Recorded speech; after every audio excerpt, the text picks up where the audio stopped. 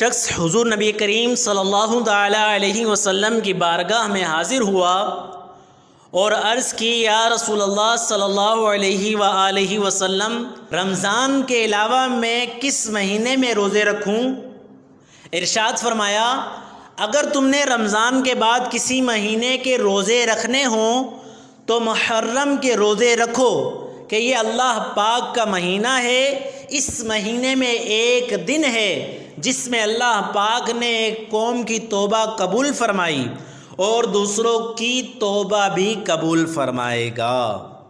نبی کریم صلی اللہ علیہ وسلم نے ارشاد فرمایا ماہ رمضان کے بعد سب سے افضل روزے اللہ پاک کے مہینے محرم کے روزے ہیں اور فرض نماز کے بعد سب سے افضل نماز رات کی نماز ہے۔ حضرت سیدنا ابو عثمان نہدی رحمۃ اللہ تعالی علیہ فرماتے ہیں صحابہ کرام 3 اشروں کی تعظیم کیا کرتے تھے۔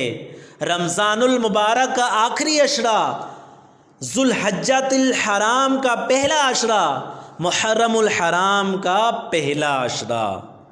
اس مبارک ماہ میں 10 محرم الحرام کو خصوصی اہمیت حاصل ہے، اسے یوم عاشورہ کے نام سے جانا جاتا ہے۔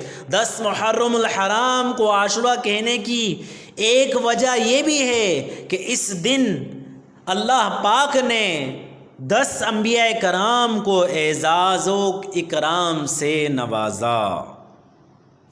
اللہ پاک ہمیں ماہ محرم الحرام کا اچھی نیتوں کے ساتھ استقبال کرنے کی سعادت عطا فرمائے اور اس میں خرافات اور گناہوں سے بچنے کی سعادت عطا فرمائے، آمین بجاہ النبی الامین صلی اللہ علیہ وسلم۔